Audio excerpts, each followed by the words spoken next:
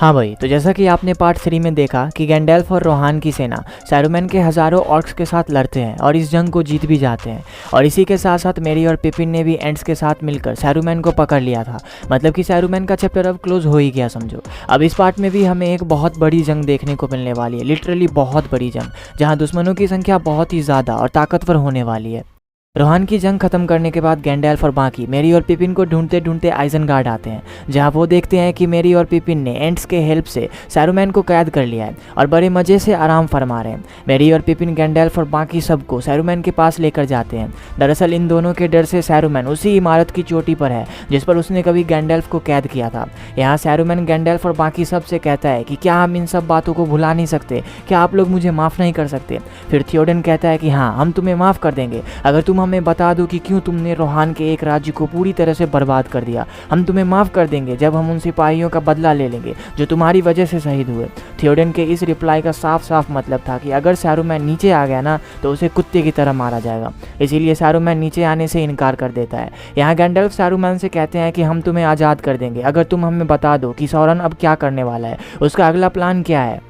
सैरुमैन ऐसा करने से मना कर देता है और अपना जादुई गोला निकालता है और गैंडेल्फ को दिखाता है कि अब मिडिल अर्थ पर बहुत बड़ा हमला होने वाला है जिसमें तुम सारे मारे जाओगे। सौरन अपनी सेना को और ज़्यादा और जल्दी जल्दी बढ़ा रहा है। यहाँ हम देखते हैं गरिमा को, वो भी उसी चोटी पर था। यहाँ थियोडेन गरिमा से कहते हैं कि तुम नीचे आ जाओ, हम तुम्हें कुछ भी नहीं करेंगे, तुम फिर से एक अच्छा रोहानवासी बन सकते हो। गरिमा भी नीचे जाना चाहता है लेकिन सैरुमैन उसे जोर का चाटा लगाता है और कहता है कि तुम मेरे गुलाम हो, तुम कहीं भी नहीं जा सकते।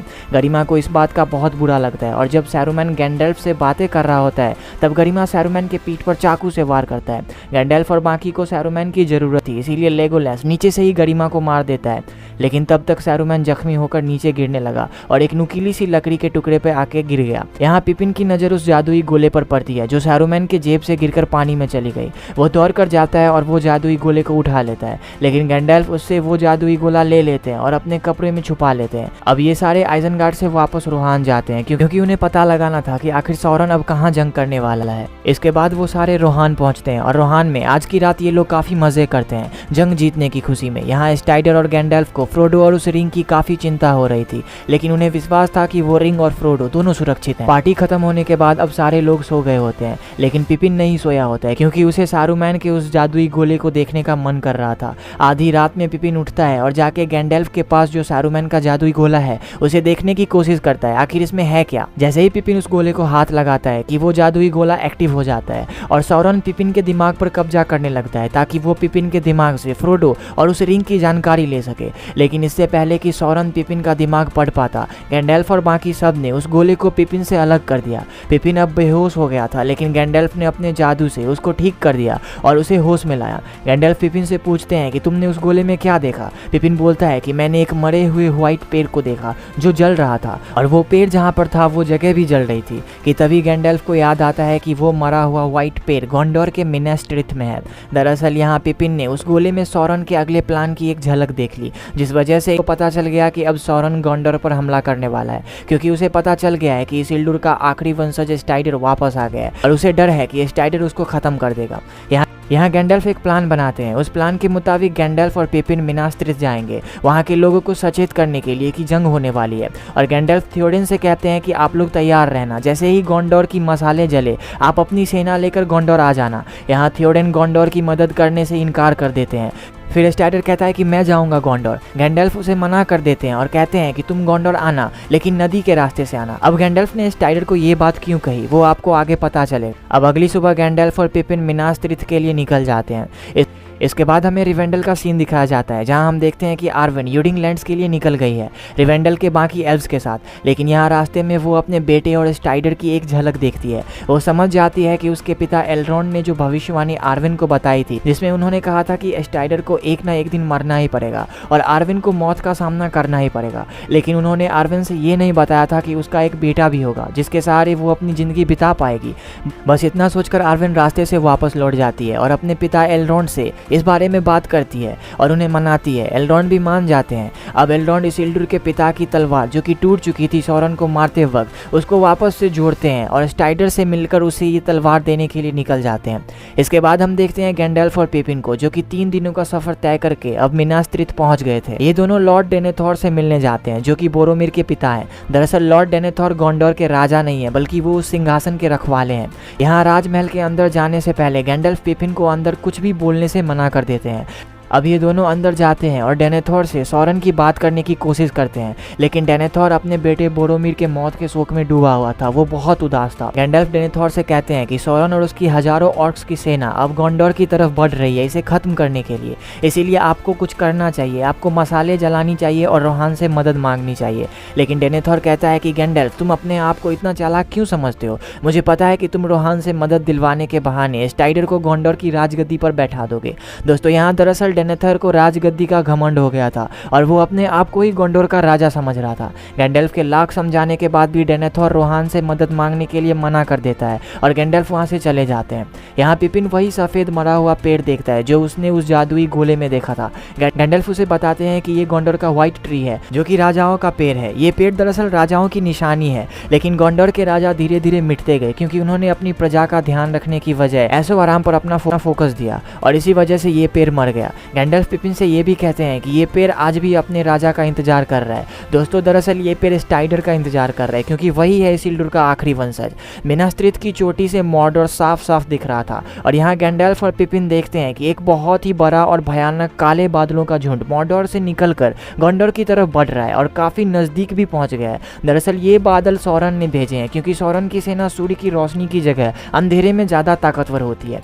यहाँ गैंडेल्फ एक प्लान बनाते हैं और पिपिन से कहते हैं कि तुम छुपकर मिनास टिरिथ की वो मशाल जला दो जिससे कि रोहान को पता चले कि गोंडोर को मदद चाहिए। पिपिन ऐसा ही करता है और जाके वो मशाल चुपचाप जला देता है। इस मशाल के जलते ही गोंडोर और रोहान के बीच 3 दिन की दूरी में जितने सारे मशाले थी वो खुद ब खुद जल जाती है और स्टाइडर को एक मशाल जलती हुई दिखती है जो कि रोहान के करीब थी। स्टाइडर दौड़ के थियोडेन के पास जाता है और उससे कहता है कि गोंडोर से संदेश आया है, उन्हें हमारी मदद चाहिए। थियोडेन एक पल के लिए चुप हो जाते हैं और अगले ही पल वो कहता है कि हम गोंडोर की मदद जरूर करेंगे। थियोडेन पूरे रोहान के सैनिकों को आदेश देते हैं और सारे गोंडोर जाने के लिए निकल जाते हैं। यहाँ मेरी थियोडेन से कहता है कि मुझे भी अपने साथ ले चलिए, मैं भी आपकी मदद करना चाहता हूँ।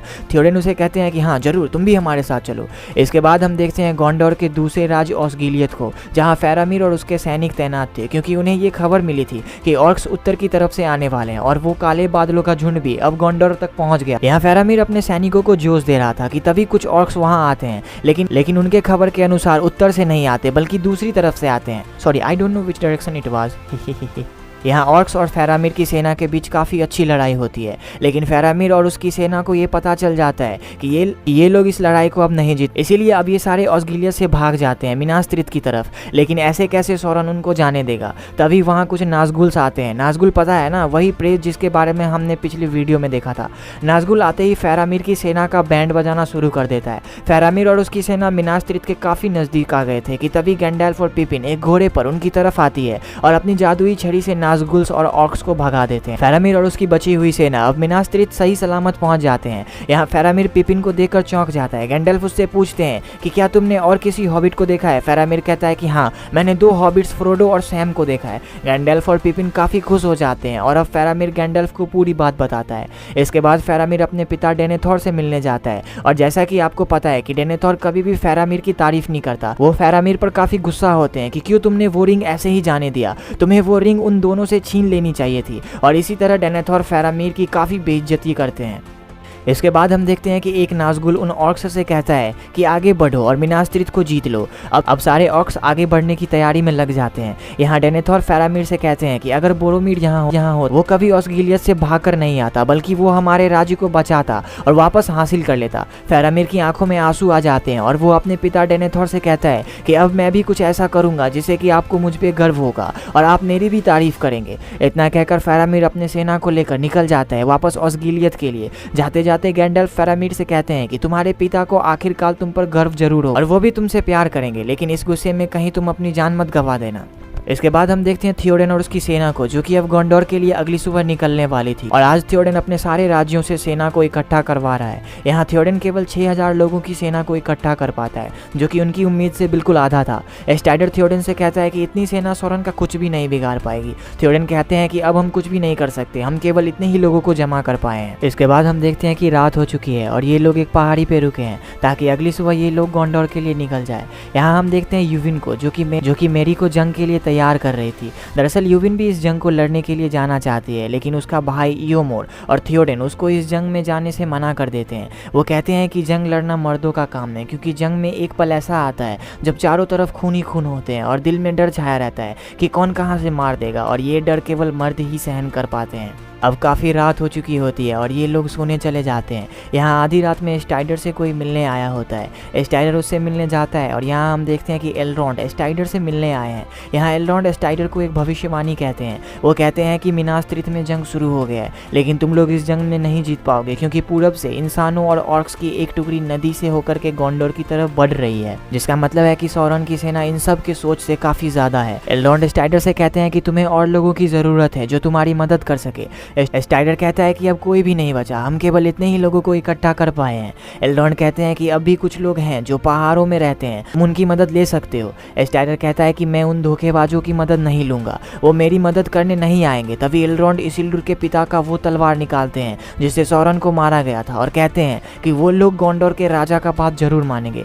स्टाइडर वो तलवार लेता है और उस पहाड़ की तरफ निकल जाता है, लेकिन आज तक इस पहाड़ के अंदर जो भी गया वो जिंदा वापस नहीं लौट पाया है। यहाँ स्टाइडर के साथ गिमली और लेगोलास भी जाते। अब आप बेचैन होंगे कि आखिर ये लोग किस पहाड़ पर जा रहे हैं और किसकी मदद लेने जा रहे हैं, तो चलिए मैं आपको बताता। ये लोग डिमहॉल्ट की तरफ जा रहे हैं, जो कि पहाड़ों में छिपा एक रास्ता है। दरअसल काफी सालों पहले इन पहाड़ों के बसिंदों ने गोंडोर के राजा को ये वचन दिया था कि वो उनके लिए किसी भी जंग को लड़ेंगे, लेकिन जब गोंडोर को सच में जंग में उनकी जरूरत थी तब वो नहीं आए। उन्होंने गोंडोर को धोखा दिया, जिस वजह से गोंडोर के राजा ने उन पहाड़ी बसंतों को ये श्राप दिया कि जब तक वो लोग गोंडोर से किया हुआ वादा पूरा नहीं करेंगे तब तक वो डिमहॉल्ट के दरवाजे से बाहर नहीं आ पाएंगे और हमेशा मुर्दों की तरह बेचैन जिंदगी जिएंगे। इसके बाद हम देखते हैं कि अगली सुबह स्टाइडर, गिमली और लेगोलास ये तीनों डिमहॉल्ट के दरवाजे तक पहुंच जाते हैं और वहां से उस पहाड़ के अंदर चले जाते हैं। उधर दूसरी तरफ थियोडेन और उनकी सेना मिनास tirith के लिए निकल जाते हैं। यहाँ थियोडेन की इस सेना के साथ यूविन भी बिना किसी को बताए सैनिकों के कपड़े पहनकर जंग लड़ने के लिए चली जाती है मेरी के साथ। यहाँ इस पहाड़ के अंदर आने के बाद स्टाइडर, गिमली और लेगोलास बहुत डरे हुए थे, क्योंकि यहाँ पर हर जगह इंसानी खोपड़ी थे जिस पर से उन लोगों को चलना पड़ रहा था। अब ये लोग उस पहाड़ के अंदर जाते हैं और यहाँ पर आता है उन मुर्दों की सेना का कप्तान, और इसी के साथ वो सारे पहाड़ी बसिंदे भी वहां आते हैं। यहाँ स्टाइडर और उस कप्तान के बीच काफी बहस होती है। स्टाइडर कप्तान से कहता है कि तुम्हें एक मौका मिला है अपने श्राप से मुक्त होने का, मैं तुम्हें आदेश देता हूँ कि तुम हमारे लिए लड़ो और वर्षों पुराना वचन पूरा करो। उन मुर्दों का कप्तान उनकी मदद करने से मना कर देता है और कहता है कि केवल गोंडोर के राजा ही हमें कोई हुक्म दे सकते हैं। स्टाइडर वो तलवार निकालता है जो एलरोंड ने उसे दी थी और कहता है कि मैं इसिल्डुर के खानदान का वंशज हूँ और मैं तुम्हें आदेश देता हूँ कि तुम हमारे साथ ये लड़ाई लड़ो। वो मुर्दे इनकी बात नहीं मानते और वापस गायब हो जाते हैं, और गायब होते ही वो पहाड़ अंदर से टूटने लगता है और इंसानी खोपड़ियों का एक बड़ा सैलाब वहां आता है उन्हें मारने के लिए। लेकिन जैसे तैसे ये लोग वहां से निकल जाते हैं। बाहर आते ही स्टाइडर देखता है कि सच में नदी के रास्ते से काफी सारे लोगों की सेना गोंडोर की तरफ बढ़ रही है। स्टाइडर काफी दुखी होता है और निराश हो जाता है, लेकिन तभी उस पहाड़ के अंदर से उन मुर्दों का कप्तान बाहर आता है और स्टाइडर से कहता है कि हम आपके लिए लड़ेंगे। बस अब क्या ही दिक्कत थी, गोंडोर को एक ऐसी सेना मिल चुकी थी जिसे कोई मार नहीं सकता, क्योंकि ये मुर्दे हैं, इन पर किसी तरह की तलवार काम नहीं करेगा। स्टाइडर जल्दी से जाता है और उन सिपाहियों को रोकता है जो नदी के रास्ते गोंडोर जा रहे थे, और उन मुर्दों की मदद से उस सेना को गोंडोर पहुंचने से पहले वहीं पर खत्म कर देता है। इसके बाद हमें गोंडोर का सीन दिखाया जाता है, जहां हम देखते हैं कि एक घोड़ा फेरामीर की लाश गोंडोर लेके आता है, जिसका मतलब था कि फेरामीर और उसकी पूरी सेना मारे गए। यहाँ डेनेथोर फेरामीर की लाश देखकर काफी दुखी होता है और रोने भी लगता है, मतलब कि अब डेनेथोर की आंखों में उसकी बेटे के लिए प्यार उमड़ आया था। डेनेथोर जैसे ही बाहर की तरफ देखता है, वो देखता है कि हजारों ऑर्क्स की सेना गोंडोर के दरवाजे के बाहर खड़ी थी।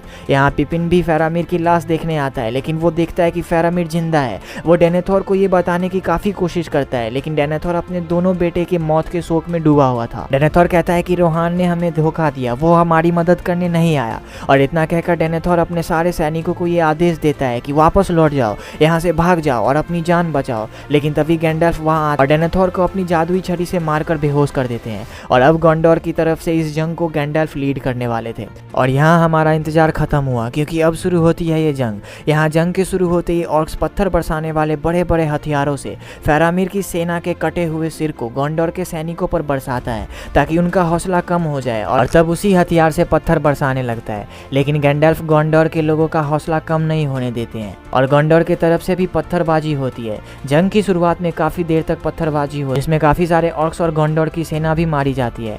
इसके बाद ऑर्क्स बड़े बड़े सीढ़ियों से गोंडोर की सुरक्षा दीवार पार करने लगते हैं और अब बहुत सारे ऑर्क्स गोंडोर के अंदर आ गए थे। अंदर आते ही इन ऑर्क्स ने काफी सारे गोंडोर के सैनिकों को मार दिया। लेकिन गोंडोर के सैनिक भी कुछ कम नहीं थे, उन्होंने भी काफी सारे ऑर्क्सों को मार गिराया। लेकिन जहां इस तरफ गोंडोर की सेना उन ऑर्क्स से लड़ने में व्यस्त थी, वहीं और बाकी ऑर्क्स गोंडोर के मेन गेट को तोड़ने की कोशिश कर रहे थे। यह सिलसिला काफी देर तक चला लेकिन गोंडोर का मेन गेट वो ऑर्क्स नहीं तोड़ पाए। इसके बाद इन्होंने अपना एक बड़ा हथियार निकाला। दरअसल ये एक लोहे का बहुत मजबूत और ताकतवर हथियार था जो कि मगरमच्छ के शेप का था और इस हथियार को उन्होंने गोंडोर के मेन गेट को तोड़ने के लिए यूज किया। जब तक ये ऑर्क्स गेट तोड़ रहे थे तब तक वहाँ गोंडोर के राजमहल में एक बकचोदी चल रही थी। दरअसल डेनेथोर पागल हो गया था, वो अपने बेटे फेरामीर और खुद को जिंदा जलाने का कार्यक्रम कर रहा था। पिपिन उन्हें रोकने की काफी कोशिश करता है लेकिन वो नहीं रोक पाता। इसीलिए अब पिपिन गैंडल्फ से मदद लेने के लिए जाता है। इधर पूरी रात तक ये जंग चली और अगली सुबह तक उन ऑर्क्स ने गोंडोर का मेन गेट तोड़ लिया और अब वो ऑर्क्स उस गेट से गोंडोर के अंदर घुसने लगे। अब गैंडल्फ का काम था गोंडोर की औरतों और बच्चों को बचाना, इसीलिए वो सारे सिपाहियों को डायरेक्शन दे रहे थे कि अब आगे क्या करना है। कि तभी वहाँ पिपिन आता है और गैंडल्फ से डेनेथोर के नाटक के बारे में कहता है। गैंडल्फ फेरामीर को बचाने के लिए राजमहल में जाने लगते हैं लेकिन रास्ते में उन्हें नाज़गुल रोक लेता है और उन्हें मारने की कोशिश करता है। नाज़गुल गैंडल्फ की जादुई छड़ी को तोड़ देता है और अब वो उन्हें मारने ही वाला था कि तभी नाज़गुल रुक जाता है और वापस से जंग के मैदान में चला जाता है। और अब इस जंग का सिक्का पलटता है क्योंकि यहाँ फरिश्ता बनकर थियोडेन और उसकी सेना आ जाते हैं। सारे ऑर्क्स और नाज़गुल गोंडोर को छोड़कर अब थियोडेन और उसकी सेना की तरफ मुड़ जाते हैं। यहाँ थियोडेन अपने सेना को काफी मोटिवेट करते हैं और अब इन दोनों सेना के बीच का युद्ध शुरू होता है। जहाँ ऑर्क्स गोंडोर की तरफ शेर की तरह बढ़ रहे थे, वहीं अब ये ऑर्क्स की सेना थियोडेन की सेना के सामने कुत्ते की तरह पीछे की तरफ सिसक रहे थे। यहाँ थियोडेन की सेना काफी अच्छा परफॉर्म करती है, खासकर यूविन। भले ही यूविन एक औरत है लेकिन फिर भी वो बहुत अच्छा परफॉर्म करती है। अगर कोई अब तक इस वीडियो को देख रहा है, वैसे कोई नहीं देखता लेकिन फिर भी अगर कोई इस वीडियो को अब तक देख रहा है और अगर आप एक लड़की या औरत हो तो हैट्स ऑफ टू यू। देखते ही देखते थियोडेन की सेना ने काफी सारे ऑर्क्स को मार दिया लेकिन अब उनके सामने आती है असली लड़ाई। इनके सामने करीब 8-10 हाथी होते हैं और ये कोई सिंपल हाथी नहीं होते बल्कि एक हाथी के पास 20 हाथियों जितना ताकत होता है। थियोडेन अपने सैनिकों का हौसला फिर से बढ़ाते हैं और उन हाथियों का शिकार करना शुरू कर देते हैं। ये हाथी थियोडेन और उसकी सेना को लोहे के चने चबा देती है लेकिन फिर भी थियोडेन की सेना ने काफी सारे हाथियों को मार दिया और अब कुछ ही बचे हुए थे। और यहाँ खास बात यह है कि एक हाथी को यूविन और मेरी दोनों ने मिलकर मारा होता है। लेकिन अब भी थियोडेन और उसकी सेना बहुत मुश्किल में थी क्योंकि अब उनके पास ज्यादा ताकत नहीं बची थी और ना ही ज्यादा लोग बचे थे। काफी सारे ऑर्क्स तो गोंडोर के अंदर भी घुस चुके थे लेकिन वहाँ गैंडल्फ और बाकी सैनिक थे। कि तभी फिर से एक फरिश्ता बनकर स्टाइडर, गिमली और लेगोलास आते हैं उन मुर्दों की सेना को लेकर और एक बार फिर से जंग का सिक्का पलटता है और इस बार कुछ ज्यादा ही जोर से पलट। देखते ही देखते लेगोलास ने एक हाथी को तुरंत गिरा दिया और उसके बाद उन मुर्दों ने अपना कमाल दिखाना शुरू किया। कुछ मुर्दे गोंडोर के अंदर चले गए और वहां से सारे ऑर्क्स को मारकर गोंडोर के औरतों को सुरक्षित कर दिया। यहाँ जंग के मैदान में भी मुर्दों ने काफी सारे ऑर्क्स को खत्म कर दिया। लेकिन यहाँ हम देखते हैं कि लड़ते लड़ते थियोडेन अब गिर चुके थे और काफी जख्मी हो चुके थे लेकिन यूविन हमेशा उनकी जान बचा रही थी। थियोडेन यूविन को पूरी तरह से अब भी नहीं पहचान क्योंकि उनकी नजर में कोई औरत तो इतनी अच्छी लड़ाई कर ही नहीं सकती ना। कि तभी यहाँ नाज़गुल आता है और थियोडेन को मारने की कोशिश करता है लेकिन यहाँ भी यूविन नाज़गुल के सामने आ जाती है। And you won't believe guys, यूविन ने नाज़गुल के मॉन्स्टर का गला काट दिया और उसे मार दिया। और इतना ही नहीं, उसने नाज़गुल को भी उसके मुंह में तलवार घुसाकर मार दिया। मतलब जिस नाज़गुल को कोई आदमी नहीं मार पाया उसे एक औरत ने मार दिया जिसने आज से पहले कभी भी जंग नहीं लड़ी थी। और इसी तरह से अब ये जंग खत्म होती है। इस जंग में सौरन हार गया, उसकी बनाई पूरी फौज इंसानों के द्वारा मारी गई। स्टाइडर ने भी उन सारे मुर्दों को मुक्ति दे दी क्योंकि उन्होंने अपना वचन पूरा किया और अब गोंडोर पूरी तरह से खुश। यहाँ गैंडल्फ, स्टाइडर, गिमली और लेगोलास को देखकर काफी खुश होते हैं लेकिन सबसे दुख की बात ये थी कि थियोडेन मर चुके थे और मरते मरते उन्होंने यूविन को पहचान ही लिया और उसे उनकी जान बचाने के लिए धन्यवाद भी दिया। तो इस तरह से ये जंग खत्म हो गई और इंसानों ने ये जंग जीत लिया।